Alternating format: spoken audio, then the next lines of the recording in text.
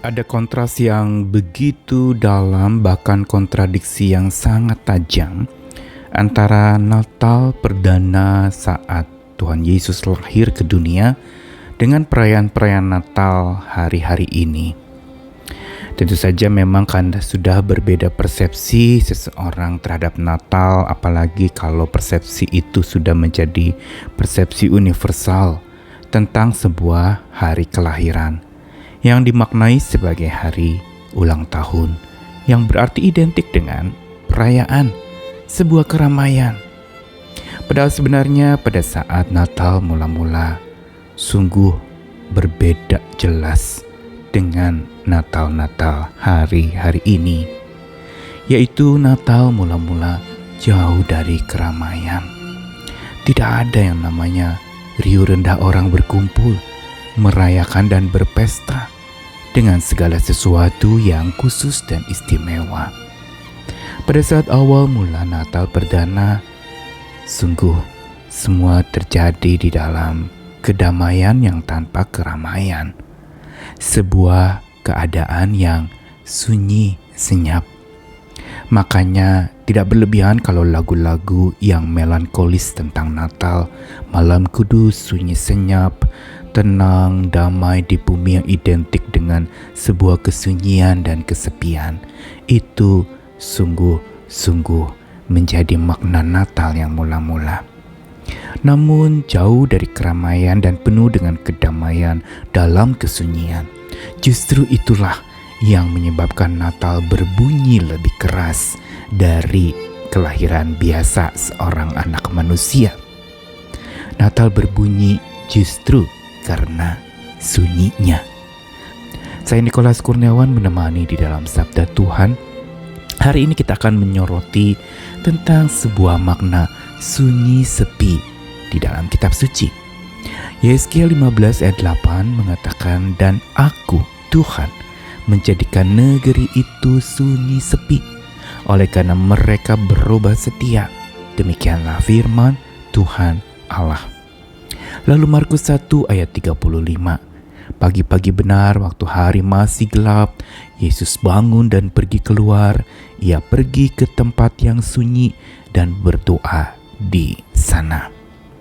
Perhatikan ada dua kata yang sama dari dua ayat yang berbeda, satu di Perjanjian Lama dan satu di Perjanjian Baru. Di Yesaya 15 ayat 8 dikatakan, Tuhan menjadikan negeri itu sunyi sepi. Gambaran sunyi sepi dalam Perjanjian Lama memang menggambarkan sebuah kondisi pembuangan, kondisi keterpencilan dan keterkucilan. Dan itulah yang terjadi bagi bangsa-bangsa atau negeri-negeri yang dihukum Tuhan dalam pembuangan. Dan jangan lupa bahwa memang konteks geografis dari cerita-cerita dalam kitab suci semua adalah dalam area atau wilayah padang gurun yang identik dengan kesunyian dan kesepian, jauh dari gaduhnya kota besar dan keramaian orang-orang berkumpul. Padang gurun adalah tempat yang gersang, tempat pembuangan, tempat yang terpencil, tempat di mana orang merasakan kering kerontang kehidupan masa seperti dibuang. Dan ini yang Tuhan kerjakan, membuat banyak negeri menjadi sunyi sepi. Dalam kitab suci bukan saja Yesaya 15 ayat 8 mencatatkan bagaimana Tuhan menjadikan beberapa negeri menjadi sunyi sepi. Ini menggambarkan hukuman Tuhan. Karena mereka berubah setia, maka Tuhan menghukum negeri itu menjadi sunyi sepi, supaya orang-orang jadi tahu siapa Tuhan yang mampu membuat yang tadinya ramai menjadi sepi dan sunyi. Dan bahkan dikatakan juga di Yesaya 35 ayat 14, Tuhan berfirman seluruh bumi akan bersukacita saat Tuhan menjadikan umat pilihannya, bangsa pilihannya itu sunyi sepi. Gambar ini di Perjanjian Lama erat sekali dengan bagaimana Tuhan menghukum. Diberikan kesunyian dan kesepian. Karena itu identik banyak orang yang memaknai sebuah kesunyian atau kesepian itu sebagai hal yang buruk, sebagai tanda Tuhan meninggalkan, sebagai tanda orang terkucilkan, terpencilkan. Tetapi menarik sekali dalam Markus 1 ayat 35 berulang kali, bukan saja di Markus 1 sesungguhnya, tapi digambarkan bagaimana Yesus mengajak murid-muridnya justru pergi ke tempat sunyi. Misalnya di 1 ayat 35 Markus tadi dikatakan pagi-pagi benar, waktu hari masih gelap, Kristus bangun dan pergi keluar. Ia pergi ke tempat sunyi dan berdoa di sana. Lalu Markus 6 ayat 31 juga Tuhan berkata kepada mereka, murid-muridnya, mari ke tempat yang sunyi supaya kita sendirian dan beristirahat seketika. Lukas 4 ayat 42 juga dikatakan Yesus berangkat dan pergi di siang hari ke satu tempat yang sunyi. Dan Lukas 5 ayat 16 juga dikatakan Tuhan mengundurkan diri ke tempat-tempat sunyi dan berdoa. Perhatikan perbedaan tempat sunyi di Perjanjian Lama dengan Perjanjian Baru. Dua-duanya di konteks area padang gurun yang memang sepi. Tetapi yang menarik, Yesus justru banyak kali pergi dan berulang kali pergi ke tempat-tempat yang sunyi. Dia lahir di tengah kesunyian, jauh dari keramaian di kota kecil Bethlehem, jauh dari pemberitaan banyak, tetapi bintang memberitakan akan keistimewaannya. Disinilah paradoks dari sebuah Natal terjadi, yaitu bahwa Natal, kelahiran Kristus, itu berbunyi bukan karena gaduhnya nyanyi-nyanyian Natal dilantunkan, tapi justru berbunyi justru karena sunyinya. Makanya lagunya Malam Kudus Sunyi Senyap membuat kita jadi sadar bahwa memang Natal itu terjadi dalam kesunyian yang sangat sunyi. Dan Natal pada perdananya itu memang tampak mewah, tapi mewah bukan karena megah atau lahir di istana. Justru mewahnya Natal terjadi karena rendahnya kelahiran itu.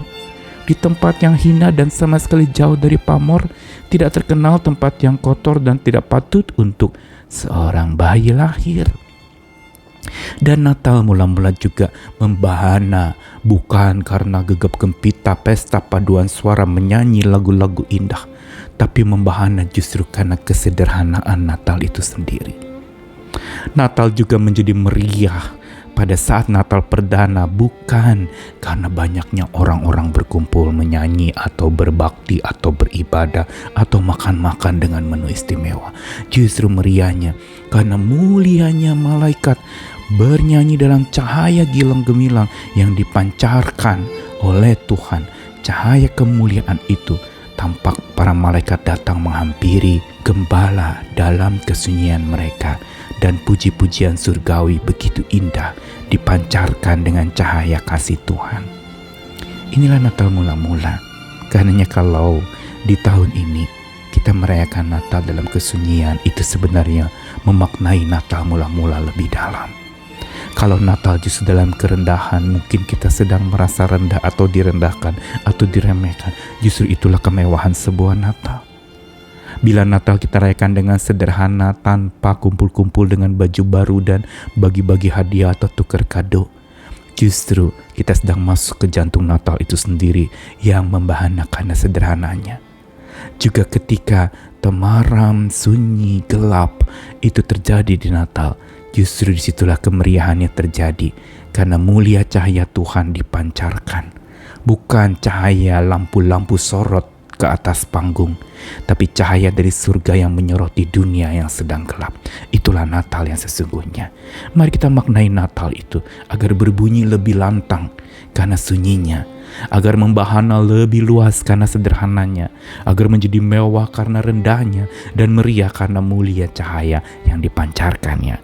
Selamat jelang Natal, selamat membunyikan bunyi Natal yang sunyi.